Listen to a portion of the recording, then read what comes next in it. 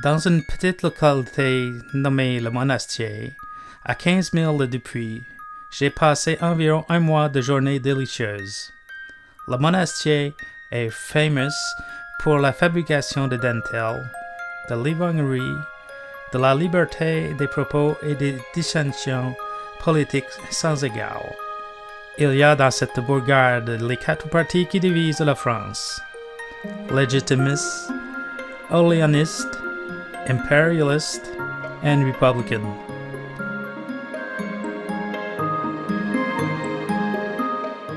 Chacun avait à cœur d'être aimable et utile pour un étranger, et cela tenait pour une grande part à mon projet d'excursionner vers le sud, à travers les Cévennes. Hop, je suis désolé, mais vous êtes dans mon film, là. Non, sir, vous êtes dans mon roman. Mais quel roman? Celui du voyage avec un âne dans les Cévennes. Mais qui êtes-vous? Robert Louis Stevenson, celui qui a tracé le chemin que vous allez emprunter, sir. Ah, pardon, cela change tout. Si vous le souhaitez, je vous propose que chacun de nous raconte son chemin à sa façon. Cela vous convient-il, sir? Ok, avec plaisir. Si vous le permettez, je vais juste présenter un petit peu le chemin auparavant.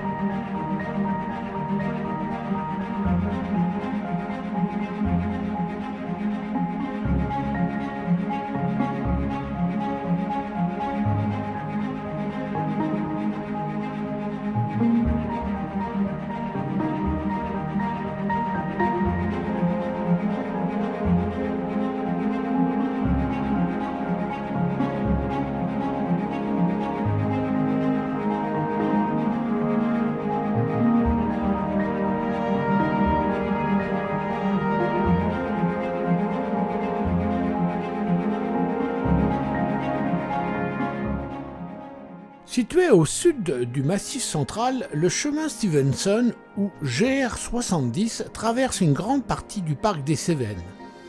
Aujourd'hui, il débute du Puy-en-Velay et se termine à Alès. Pour rester dans la tradition, nous débuterons le chemin depuis le Monastier-sur-Gazeille à travers la région du Velay. La région du Gévaudan débute dans le village de Langogne pour se terminer au Blémard. Encore quelques étapes pour traverser les monts Lozère jusqu'à Florac. Enfin, nous terminons notre périple par la région des Cévennes et Saint-Jean-du-Gard.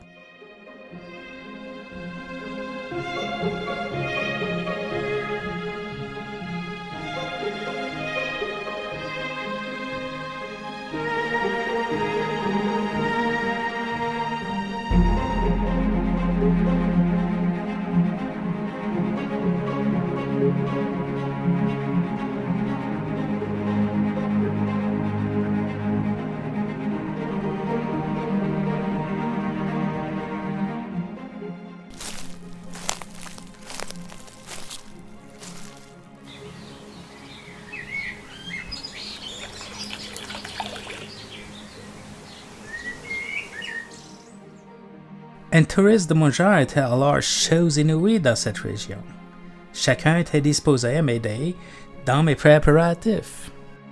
J'étais soutenu par une foule de sympathisants, chacun ayant à cœur à me se rendre utile. Je me fis fabriquer un sleeping bag. Je cherchais également un petit âne. Modestine me fut cédée pour 65 francs et un verre d'eau de vie.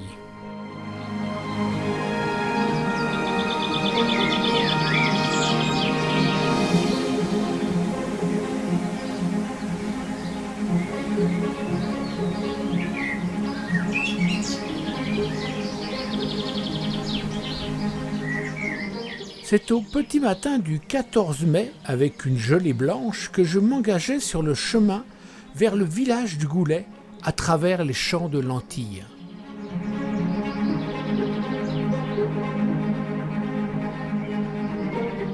Après le village de Saint-Martin de Fugères, le sentier descend fortement vers la Loire et la remontée, elle aussi, est très raide. Beau panorama sur le château de Beaufort. Pause dîner au village de Montagnac. Le sentier est bordé de rivières et de petits lacs. Le manque de place dans les hébergements m'obligera à continuer mon chemin jusqu'à Landos. Du Bouchet Saint-Nicolas à Landos, je traverse une vaste plaine de culture. Heureusement, le soleil était présent et ce fut une très belle étape d'un peu plus de 30 km. Arrivé à Landos, ce fut le gîte communal très confortable que je vous recommande. Et vous, monsieur Stevenson, comment s'est passée cette belle journée? En matière d'armes et de batterie de cuisine, j'ai pris un revolver, une petite lampe à alcool et une poêle, une lanterne et quelques chandelles d'un sou, un couteau de pêche et une large gourde de peau. La cloche du monastère sonnait juste à 9 o'clock lorsque je descendis la colline à travers les prés communaux. Modestine avançait d'un pas trébuchant sur ses 4 petits houfs à sabots. C'était Sunday, tandis qu'au bas de la côte, nous traversions Saint-Martin de Fugères. Je goûtais à la beauté et à la paix de la contrée. Au village du Sel, le bas au complet fit un tour et se vautirent dans la poussière sous le ventre de l'ânesse. L'auberge du Bouchet Saint-Nicolas était une des moins prétentieuses que j'ai jamais visitées, mais j'en vis beaucoup plus de ce genre durant mon voyage.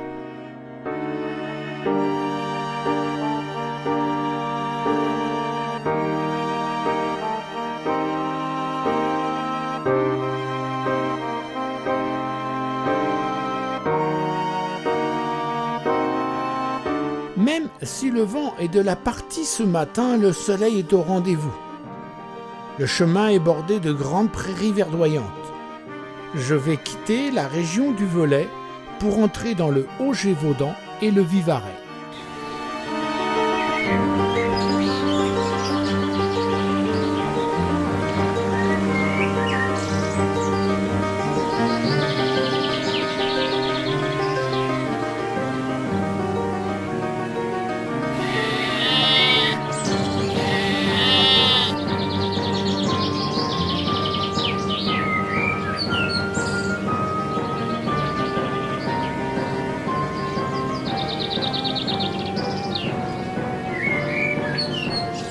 Pradelles sera le premier village traversé ce matin.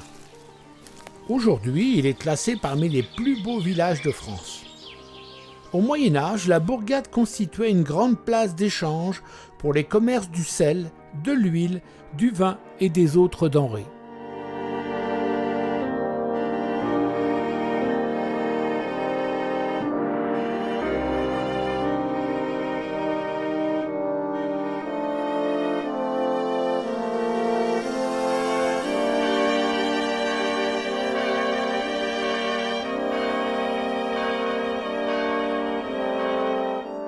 La coquille Saint-Jacques n'est pas là par hasard. À plusieurs reprises, nous croiserons le chemin de Régordane, une variante des chemins de Compostelle par la voie d'Arles.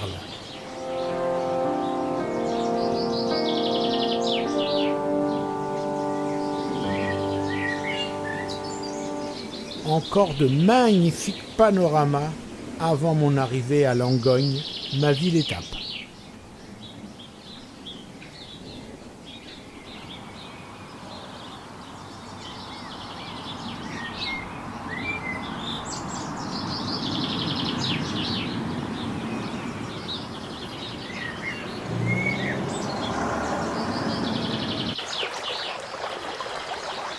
Aujourd'hui, transformée en musée de filature de calcaire, l'industrie de la laine a longtemps été une source de revenus importante pour les habitants de l'ancienne province du Gévaudan.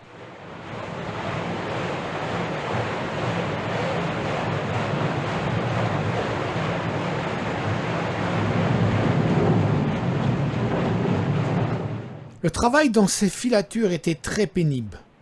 Beaucoup de femmes y travaillaient et leurs conditions étaient à peine concevables.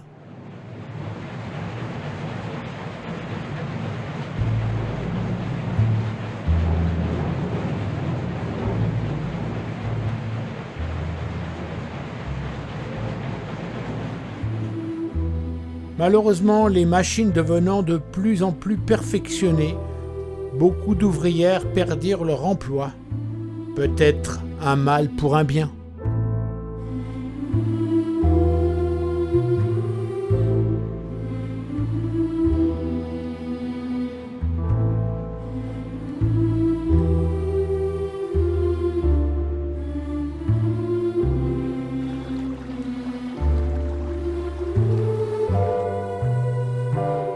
Une chambre douillette et un délicieux souper conception maison, cela termine agréablement la journée.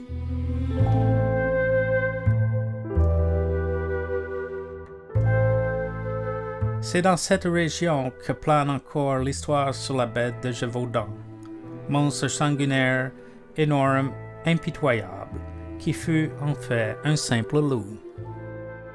Il n'est que 2 o'clock lorsque je m'ai mis en route pour rejoindre le village de Chélard-l'Évêque. C'est dans le village de Fouzelac que les portes restaient closes à mes demandes de renseignements.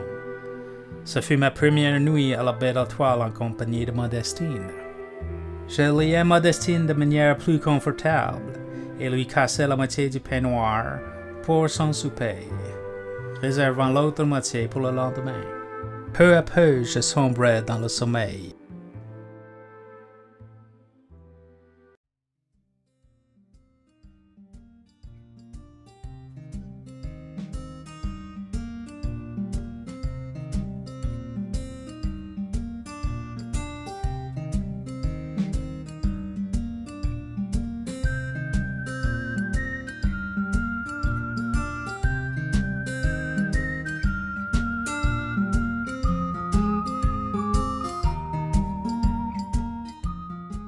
Dans le matin frais mais ensoleillé, je quitte Langogne et poursuis mon chemin à travers les sous-bois ombragés, les chemins rocailleux.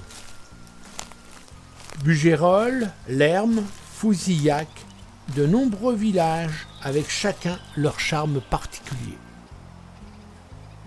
Dans une petite vallée encore préservée où l'on peut s'imaginer aisément comment vivaient les Lozériens au siècle dernier, le Chélard-l'Évêque offre toute la tranquillité et le charme d'un petit paradis. L'hiver est rude et les petites routes sont souvent encombrées par la neige.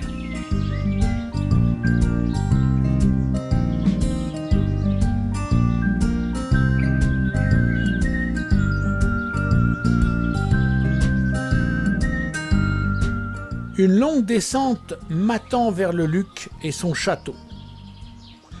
Le nom de Luc vient du celtique Lucus, qui signifie bois sacré. Emplacement stratégique sur le chemin de Régordane, le village comme le château ne fut pas épargné ni par la guerre de Cent Ans, ni par celle des religions. En 1878, les villageois transforment le donjon en chapelle et le surmontent d'une imposante statue de la Vierge de 50 quintaux, soit un peu plus de 11 000 livres.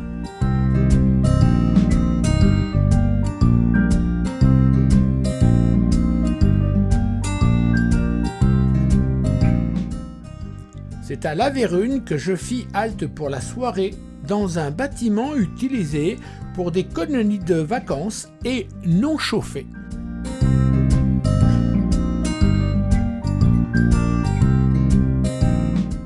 Et vous, cher ami, que pensez-vous de cette étape ? Comment peut-on avoir envie de visiter Luc ou le Chélard? Voilà plus que mon esprit fort inventif ne sait imaginer. Quant à moi, je voyage non pas pour aller quelque part, mais pour marcher. Je voyage pour le plaisir de voyager. L'important est de bouger éprouver de plus près les nécessités et les embarras de vie, de quitter le lit douillet de la civilisation, de sentir sous mes pieds le granit terrestre et les silex épars avec leurs coupons. Enfin, tout comme vous, my friend, même si le repas fut honorable, je me gelais sur cette paillasse. J'aurais aimé mieux mon sleeping bag.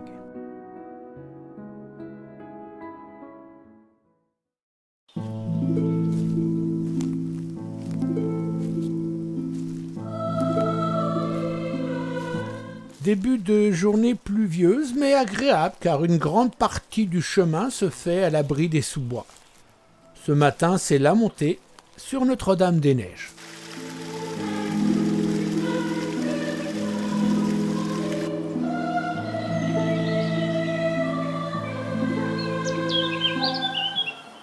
Lorsqu'ils viennent s'établir en 1850, les moines cistériens renouent avec la tradition monastique instaurée 700 ans plus tôt par l'abbaye de Mazan. Ici, ils établissent l'abbaye la plus froide et la plus haute de France, à 1081 mètres d'altitude.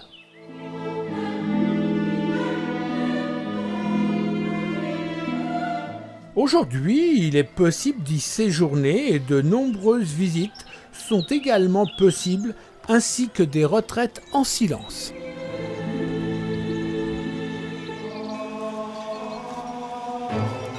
La descente vers la Bastide puis l'Oran s'effectue sous une éclaircie, malheureusement de courte durée. Dès la sortie du village, une montée abrupte me conduit sur un plateau très venteux où la neige m'attendait. Au détour de ma route, je découvris enfin le joli village de Chasserades. Ma halte pour ce soir dans un petit hôtel très chaleureux.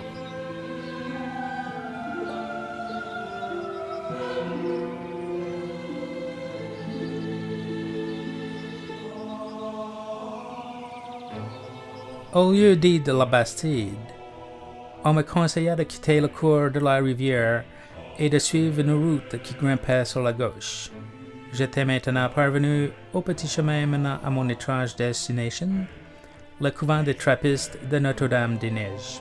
Je fus accueilli très chaleureusement et guidé jusqu'à dans une petite chambre réservée au public. Ainsi de 2 o'clock in the morning et toutes les 2 heures jusqu'à 8 heures le soir, chaque moine travaille de différentes façons pour le bien de la communauté. Pour le repas du soir, je n'étais pas seul. Un curé de paroisse et un ancien militaire m'accompagnaient. C'est vers midi, le lendemain, que je me mis en route pour rejoindre Chasserades. Contrairement à la conversation de la veille où je fus pris pour un hérétique, j'ai passé une excellente soirée en compagnie des travailleurs employés pour l'étude topographique de la future voie ferrée.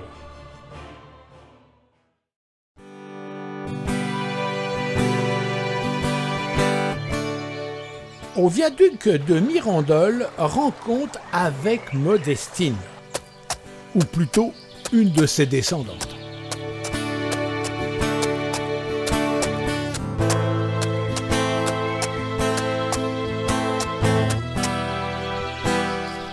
La traversée de la montagne du Goulet et sa magnifique forêt de chênes et de bouleaux, d'êtres et toutes sortes d'essences à travers un léger brouillard, à cette étape, donne une certaine féerie.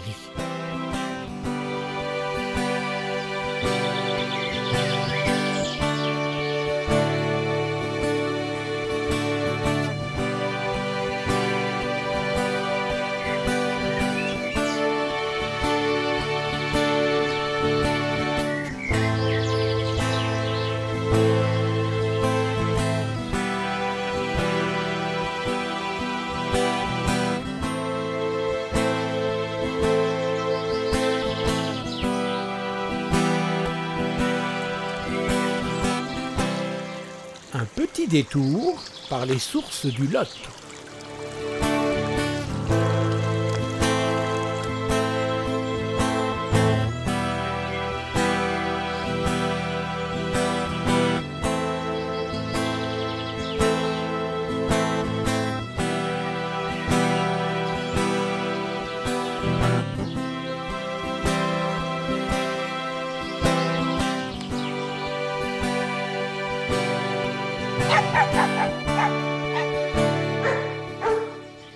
Situé à 2 km du Blémard, le petit village Les Alpiers ressemble à un village fantôme, hormis un hébergement en sortie de celui-ci.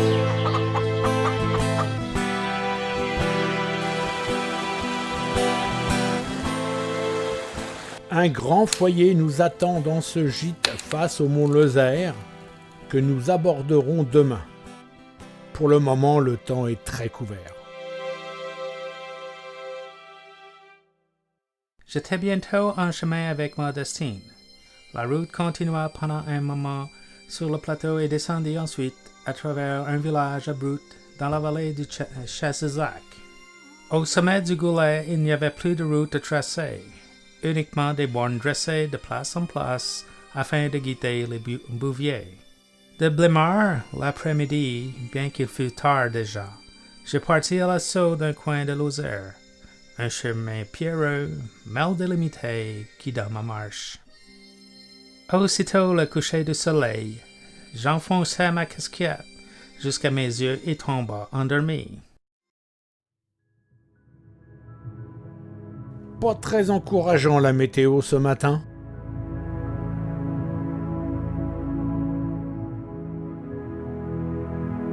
À la sortie des Alpiers, un hébergement insolite. Une petite halte au Blémard pour le ravitaillement. Aujourd'hui, c'est le mont Finiel à 1700 mètres d'altitude qui m'attend.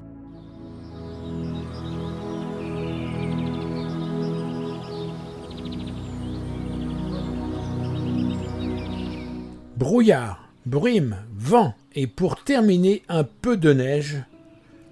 Je n'irai pas jusqu'au mont Finiel car la visibilité est nulle. Je décide de redescendre directement sur le village de Finiel.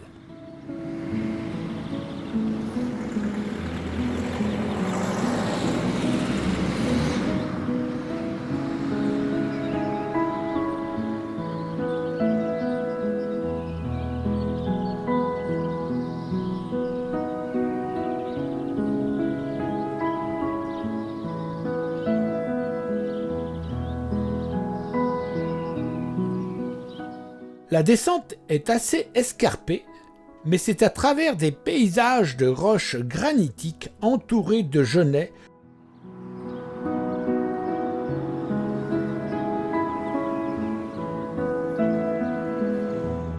Petite halte dans le village avant de reprendre le chemin pour le pont Montvert, et toujours sous la pluie.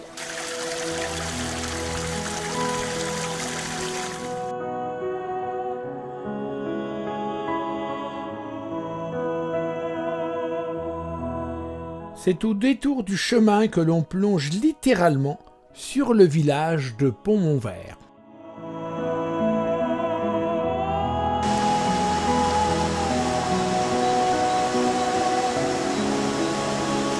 Le village est plus connu pour avoir été le 24 juillet 1702 le point de départ de la guerre des Camisards. Mais je vais laisser la parole à Robert Louis, de religion protestante. Il est plus à même que moi de vous en parler.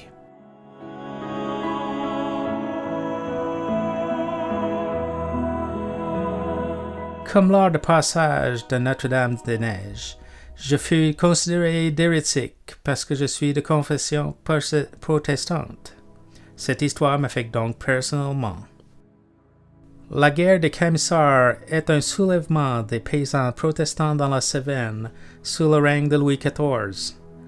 Le soulèvement a pour origine la révocation de l'édit de Nantes en l'année 1685 qui provoqua les premiers troubles qui durent jusqu'en 1711. Le roi de communion catholique souhaitait convertir les protestants au catholicisme. Ceux-ci furent persécutés et la révolte prit de l'empereur. Les protestants furent surnommés les Camisards. Après la dure bataille, le chef de rebelles, Jean Cavalier, est autorisé avec ses hommes de quitter la France. Ceci met fin donc à la guerre. Les persécutions prirent fin seulement en 1785 avec l'édit de Versailles dit édit de la tolérance.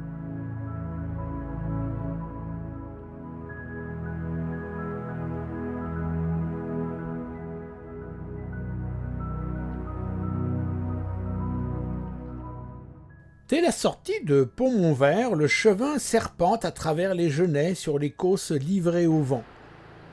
Ce n'est pas encore pour aujourd'hui que j'aurai du soleil. Mais ce léger brouillard mélangé à la couleur jaune des genêts m'est fait croire à sa venue prochaine.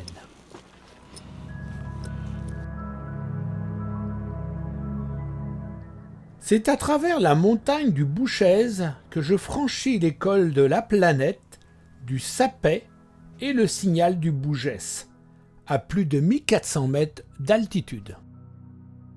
Je suis dans le parc des Cévennes depuis la sortie du pont Montvert et j'y cheminerai jusqu'à Saint-Jean-du-Gard.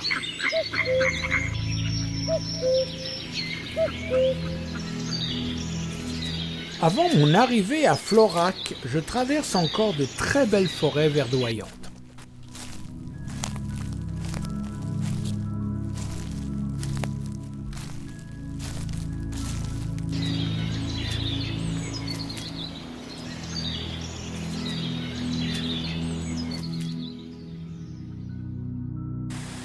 Florac est au carrefour de l'eau et de la pierre.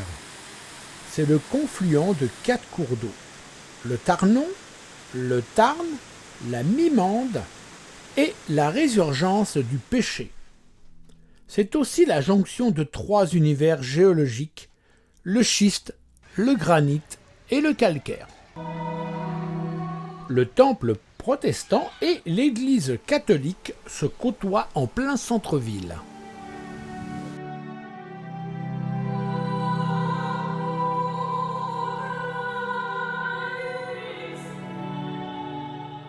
Ville paisible avec des allées de platanes qui me rappellent les villes et villages du sud de la France.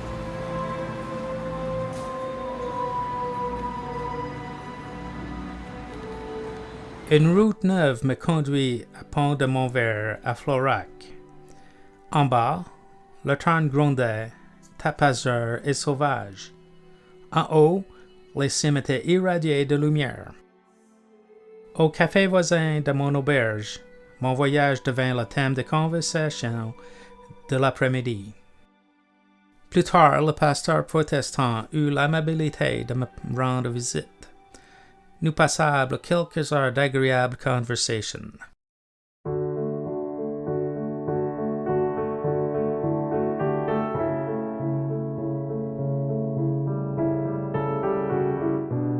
Aujourd'hui, petite étape, mais ensoleillée. Je vais longer le Tarn et la Mimande jusqu'à Saint-Julien d'Arpanon.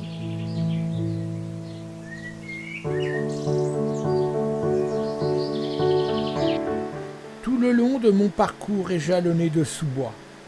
Des rencontres avec d'autres randonneurs toujours très agréables.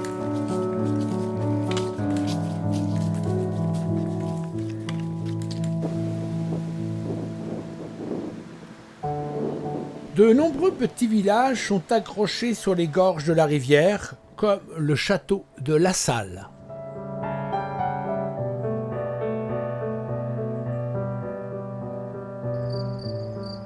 Le chemin perd en altitude, les Cévennes étant les derniers contreforts avant les plaines qui rejoignent la Méditerranée.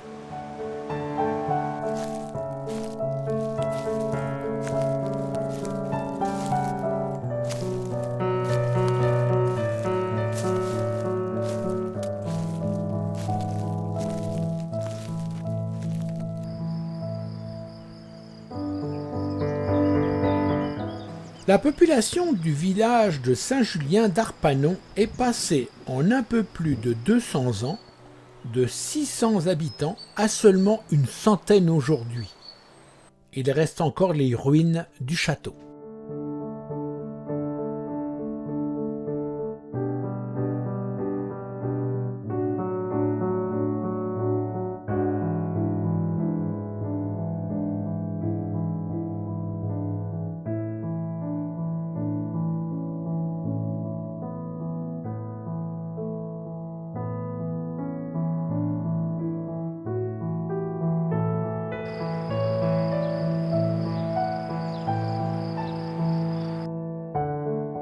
Ce soir, c'est dans une roulotte que je dormirai. Nous quittâmes Florac, bourrique fatigué, et conditionneur de bourrique fatigué. Un creux sur le chêne me servit de lit, avant que j'eusse donné à manger à Modestine et disposé mon sac. 3 étoiles brillantes, déjà avec éclat, et les autres commençaient d'apparaître aux profondeurs du ciel.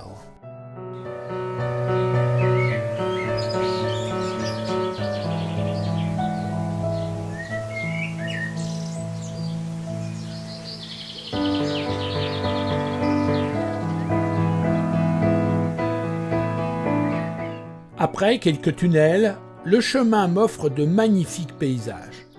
Des collines escarpées aux vallées cévenelles, tout est splendeur, sérénité et le soleil est au rendez-vous.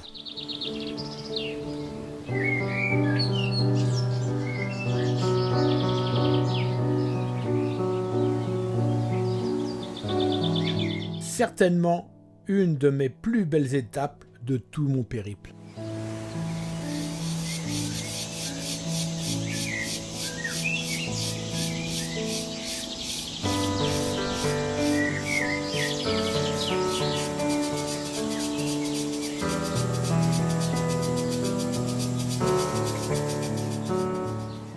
Les Cévennes forment une chaîne montagneuse faisant partie du Massif central, situé entre les départements de la Lozère et du Gard, prolongeant au sud les monts du Vivarais, situés en Ardèche et en Haute-Loire, et au nord, les monts de l'Oacaune, de l'Espinousse, situés en partie dans le département de l'Hérault.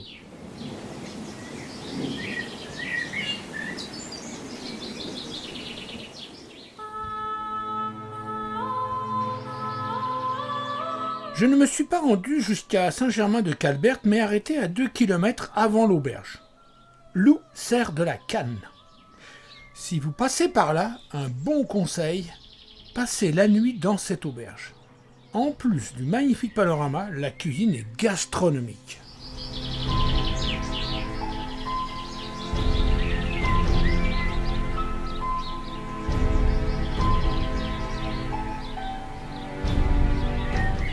La route passait sous les châtaigniers. J'aperçus bien quelques émeaux. Pourtant, la marche fut très solitaire. Maintenant, le soir tombait et j'entendis une voix de femme chanter une douce complainte. Je débouchai dans le village endormi de Saint-Germain de Calberte, enseveli dans la nuit opaque.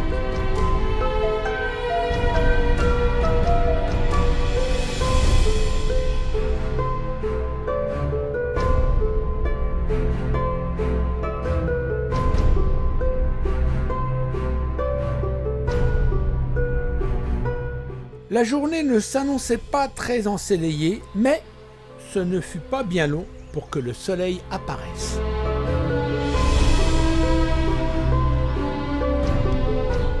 Une petite halte à Saint-Germain-de-Calberte pour un petit café et un petit tour à l'épicerie. Je commence à percevoir l'architecture des villages de Provence avec des rues plus étroites.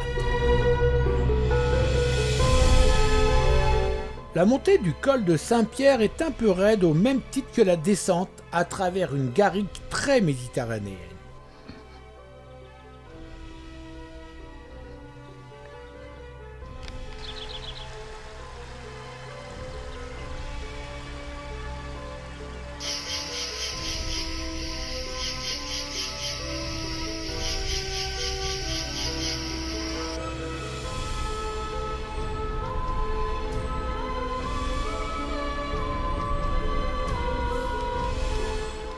Comme pour la veille, je m'arrête à 4 km avant Saint-Jean-du-Gard, dans une chèvrerie au bord du Gardon. Demain, c'est jour de repos et je pourrai visiter la ville.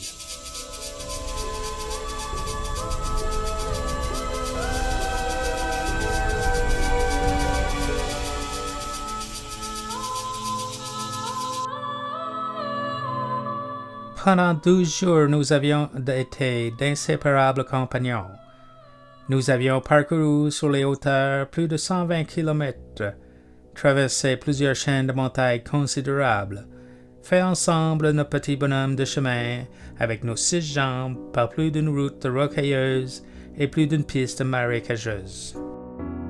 Après le premier jour, quoique je fusse souvent choqué et hautain de mes façons, j'avais cessé de m'énerver. Pour elle, la pauvre Modestine, elle en était venue à me considérer comme une providence.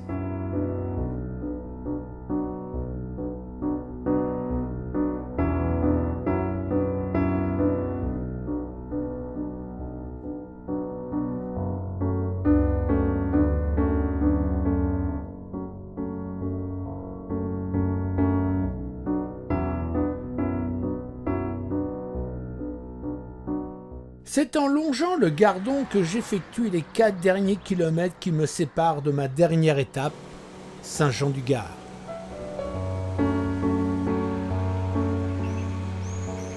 Le village fut marqué par les guerres de religion, notamment avec la guerre des Camisards. Aujourd'hui, Saint-Jean-du-Gard est un village authentique, dans un cadre naturel, préservé, où il fait bon vivre.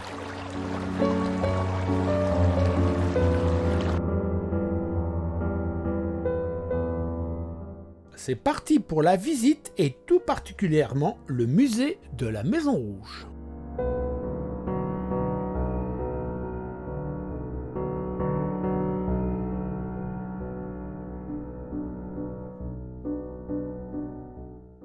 Aujourd'hui transformée en musée Cévenol, la Maison Rouge abritait l'une des plus grandes filatures de soie. Elle ferma ses portes en 1965. C'est l'histoire Cévenol qui est racontée tout au long de la visite, ainsi que les aspects de la vie rurale.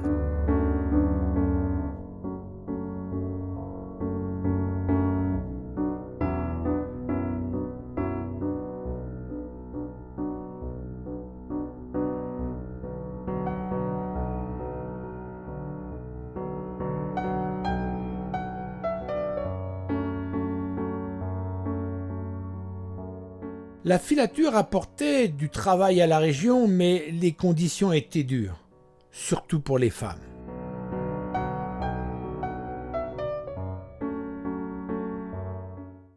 Voici quelques extraits du règlement. Les fileuses doivent obéissance et soumission aux personnes qui les surveillent. Deuxièmement, interdiction d'aller en ville pendant les heures de repos, sauf pour faire des achats indispensables, avec autorisation bien entendu. Troisièmement, extinction des feux à 9 heures. Quatrièmement, l'office est obligatoire le dimanche.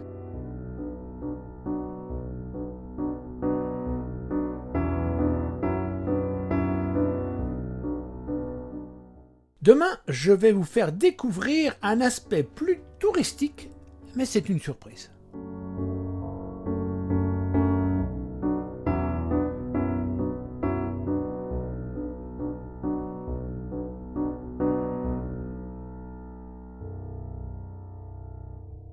Le père Adam pleura quand il me l'a vendu. Quand je l'ai vendu à mon tour, je fus tenté de faire de même. Et comme je me trouvais seul avec le conducteur du coche et 4 ou 5 braves gens, je n'hésitais pas à céder à mon émotion. Aujourd'hui, plutôt que d'aller à Alès à pied ou en bus, je prends le train à vapeur. Un peu de nostalgie et de fumée. Je plonge un peu plus vers le sud, jusqu'à la petite ville d'Anduze, avec un seul arrêt avant Anduze, c'est la Bambouseraie. Mais nous y reviendrons un peu plus tard. Je prends place dans le dernier wagon ouvert afin de profiter de la vue vers l'avant dans les courbes et découvrir le paysage en arrière. Le trajet ne dure que 40 minutes. Il est possible de faire un aller-retour et revenir à Saint-Jean-du-Gard. Tout comme dans un avion ou un bateau, on a un regard différent sur les paysages et l'environnement.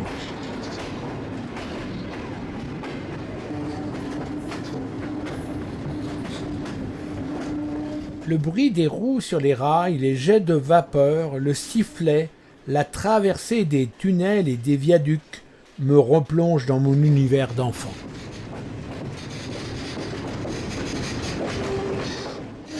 Il fait un temps magnifique. Les maisons, les routes ressemblent à des jouets déposés dans un décor verdoyant.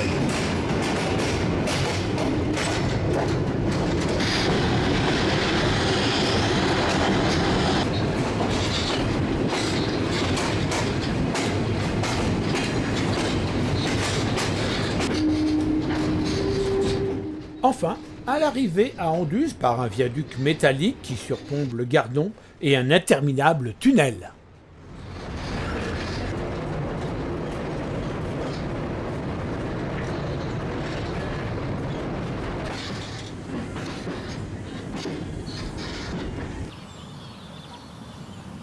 Il me reste 13 km pour rejoindre Alès, mais l'on m'a conseillé de faire une visite à la Bambouseraie.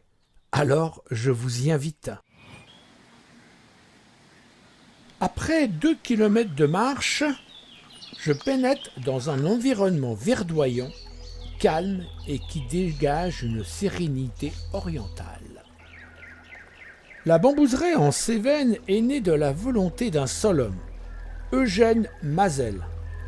Passionné d'horticulture et de sciences naturelles, il entame ses premières plantations sur le site actuel de la Bambouseraie en 1856, en acclimatant des espèces exotiques venues de Chine, Japon, d'Amérique du Nord et d'Himalaya.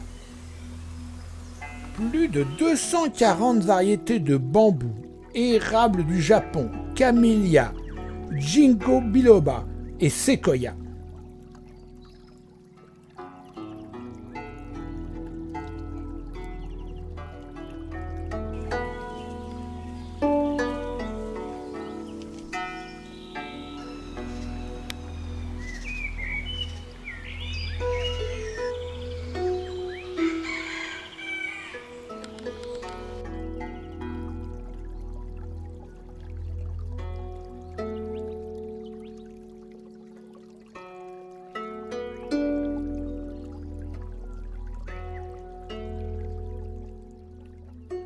Un village laotien entièrement construit par un membre du personnel d'origine laotienne et son équipe. Une utilisation du bambou dans la construction.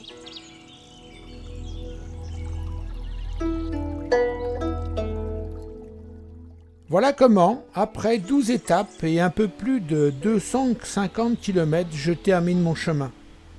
Encore une fois, des paysages magnifiques, des rencontres enrichissantes, des partages hors du commun et beaucoup de plaisir à marcher.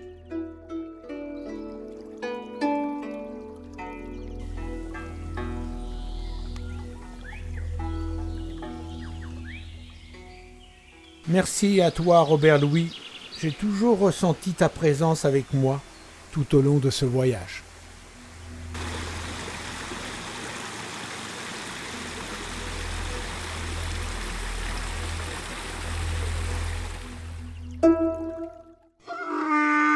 Ah oui, j'oubliais. Merci Modestine.